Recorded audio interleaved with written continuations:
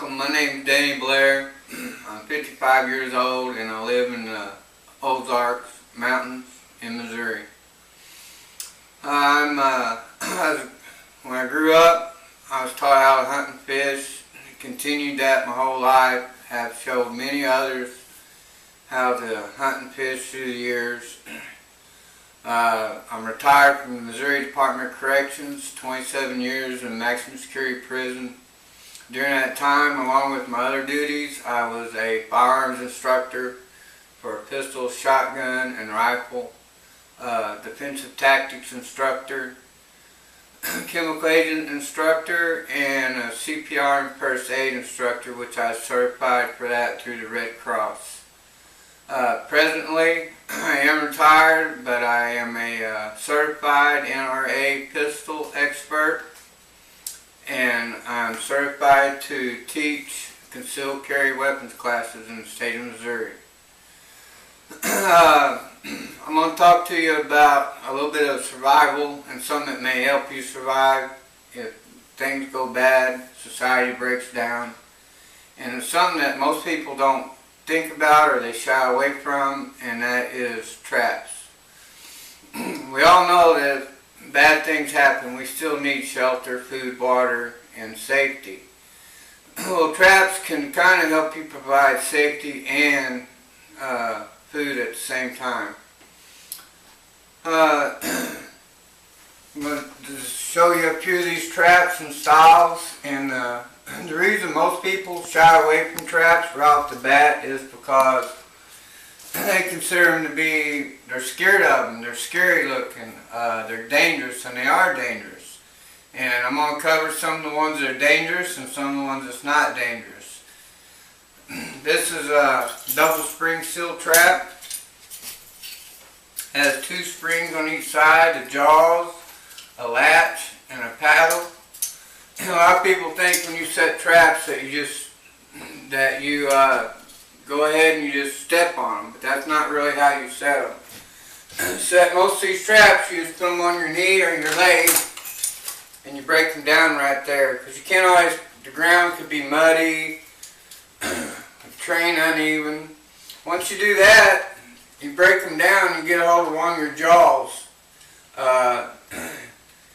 This trap's weak like that, so no matter, as long as you got the jaw, the trap can't go off.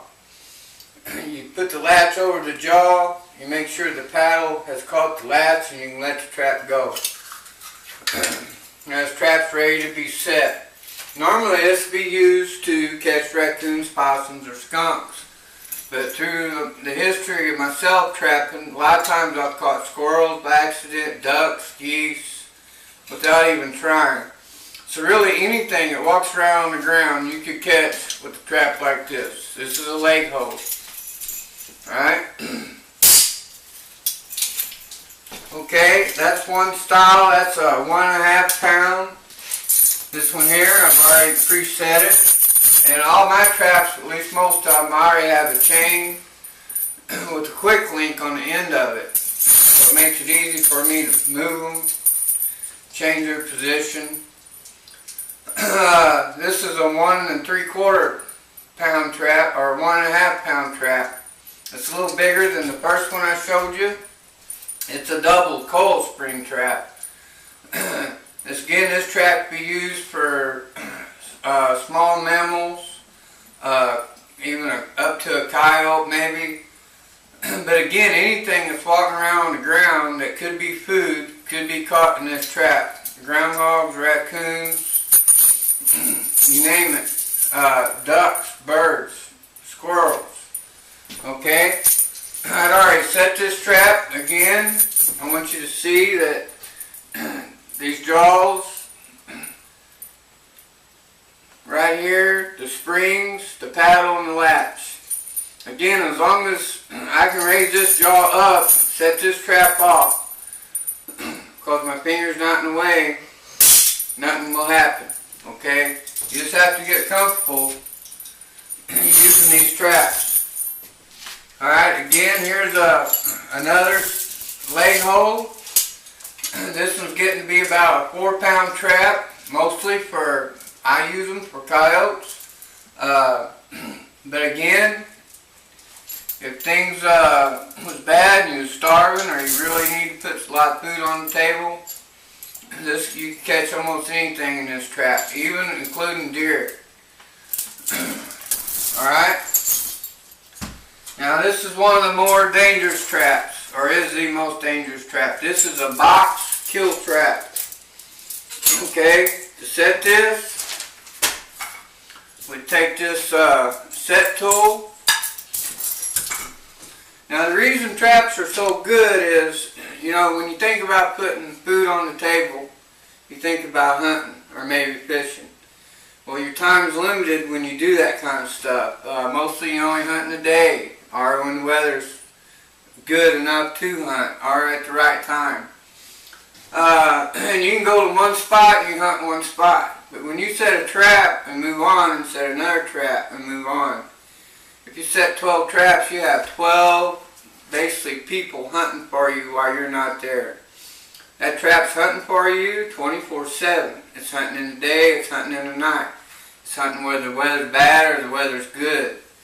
All the times that you may need to spend hunting to keep food on the table is more of a risk for your family at home because you're not there to protect them. So by setting different kinds of traps, or traps in different places, you can almost guarantee yourself food. You're not taking away from your family as much to provide for that food. If you'd happen to get sick for a couple of days, guess what? Your traps are still hunting for you. Wouldn't it be a relief to know that, you know, when you feel better and you get out of the house, or you go check your trap line, that you're going to have food there waiting on you already. Alright, you would take this set tool and you grab these springs, because this here is a pretty big box trap here. You pull these together, you pull these springs together, and then you would set this safety. Then you do the other side. Okay, that there's a 10-12 inch box trap, and that is dangerous, but very effective. Whatever goes in that, it kills. Especially it's kind of designed for beaver. If you found a den, you could put it over a den, catch whatever comes in or out of it. This is another box trap. This is a 6-7 inch box trap. And we're going to go over it a little better. Here's your latch, here's your trigger. Alright, I've already depressed my springs and I have the safeties on them. So they stay depressed. So what I want to do now is come in here. I take control of my trap jaws, just like, get this one out of there, just like the steel jaw traps. Once I got a hold of the jaws of the trap, I'm in control of it. Okay, I'm going to swing my latch over here, catch my trigger real good. Okay, back my hands out. Now this trap is set. It is very dangerous. The bigger one and this one both can break my arm, break my hand. Not so much like the steel jaw leg hold traps. These box traps are extremely dangerous. Just like that. Okay? Now, going on down the line, this is a tube trap. It took me several years to use the leg hold traps and the kill traps to get very effective with them. I had a lot to learn. When people tell me they have a coon problem, I let them borrow one of these tube traps. These traps I have to hide. I have to keep the scent off. I don't want the animals to know that they're there. These tube traps, you just stick right in the ground. You put in a little bait in them, and everybody I've let borrow one, first time trappers, has always caught the coon with ease, because these traps are so easy to use. This is why I recommend, because you can catch coons, possums, skunks, probably house cats. You just push the spring in. This is your latch, here's your trigger, and now the trigger inside, you stick this in the ground on this little spike, chain this to a tree, when the coon reaches in to get the bait, the trap goes off.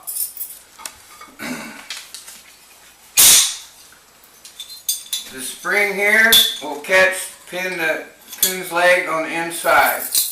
Alright, very safe for the person using them, 100% effective. Out of my steel leg hoe traps, I can do about 80%, and I'm pretty good. I still miss 20% of animals I try to trap. The trap set off, my bait's gone. I get 100% out of these. They never fail, they always work. Alright, next thing I want to talk about is snare. Alright, this snare here is big enough to hold a deer, a small hog, or even if something smaller you wanted to snare, you could set it. It has a swivel on the end of it. Okay, you fasten that to a large tree with something, set up your snare. If I was going to snare deer, I would try to catch them coming down a steep bank. You can look for tracks and see where they're sliding, where the terrain's pretty slick, and that'd be a good place to set your snare. Again, I'm not going to try to teach everybody how to use all these the proper way. I'm just going to try to encourage you to get traps now. Practice with them, try to figure them out, because again, they're hunting for you constantly. Once they're set, you're going to be able to keep game on your table by keeping just a few traps going all the time. The next trap we want to show you is a live trap. Okay, it's very easy to set. Again, very safe. Kids could set these, and they're just as effective for most things as the steel leg hoe traps are. Okay, there it's already set. It has a paddle right here. Alright, comes in, pushes on that paddle, door closes, you've caught whatever's inside. Alright, these come in smaller version of this trap.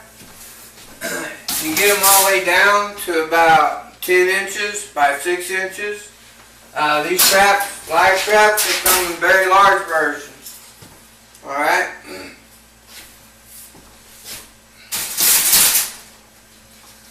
Okay, going on down the line, here's a minnow trap. Okay, buy these at a sporting goods store. You put a few crackers in there, throw it back into the creek, or the river, or the lake. Come back and check it in about an hour or two, and this thing will be full of minnows. Minnows, if it's all you had to eat, you could eat them, but mostly that would be something you could catch to use to bait some of your traps or to catch bigger fish with. This is a crawfish trap. Has a door back here, so whenever you get done, you've caught your crawfish in there, you can open this door up and get them out, or that's where you put your bait in. Fish head would be a good bait for crawfish, any meat type. Has a place here for them to collect, a small door at the very top for them to go in. Okay, very simple but very effective. Crawfish are very good to eat and good for you. Okay, now I'm going to show you, so you've seen this video, and you thought, I'd like to get some traps, but you never did. So right now I'm going to show you how to make a couple of traps from scraps at home. Okay, all I've done here is I've taken some soda bottles. Okay, just regular, ordinary soda bottles. Something like this. Okay, I went around and I've cut the center out of 4 of them. I've cut the center Move the box. out of 4 of them.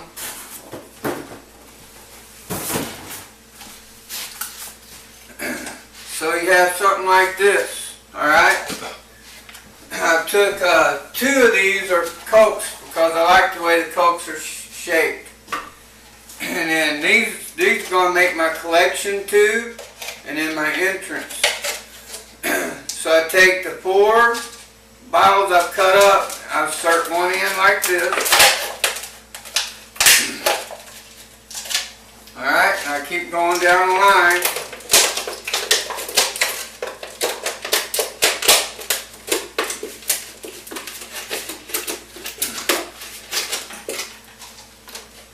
Okay.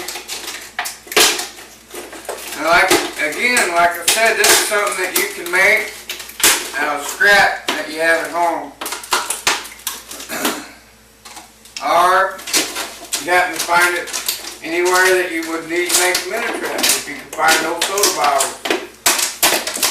I keep about 100 soda bottles at home myself that's empty because being a little bit of a prepper, they're good to put water in. You can even boil water in them if you had to. Numerous things that you can store in the soda bottles. Gasoline, oil. Okay. I get all them put together. I put in my other collection tube with the entrance. Okay. And there you see.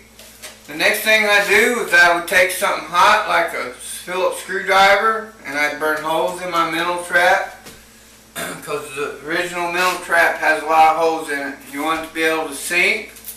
But when I burn these holes, it'd be where the seams are, where I put this trap together, and that way it would melt all these pieces together, make them more solid than what they are now. This is effectively the same thing as what this mental trap is, made out of soda bottles from your home. Okay, and here, take another bottle, and what you want to do is just cut around about half the bottom off and around the side. Okay, so it looks like that. Again, take a middle out of a soda bottle.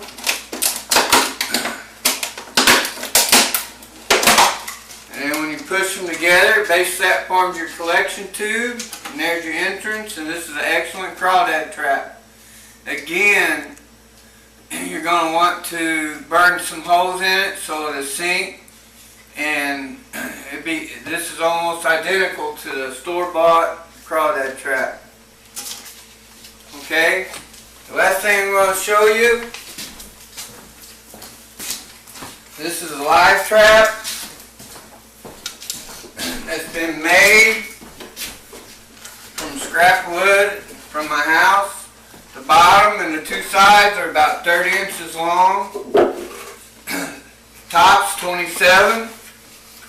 You nail all that together, you drill a hole, a couple of holes. One's going to be for your trigger, the other one for your support, your pendulum support. You want a good heavy board for the front. Okay, I put another board across here and a board across the bottom so it can't kick out. Okay.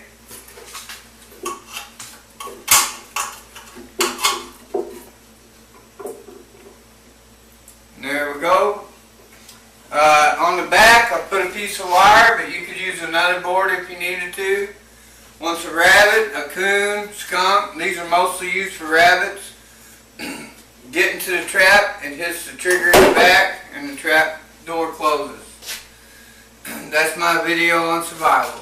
Thank you.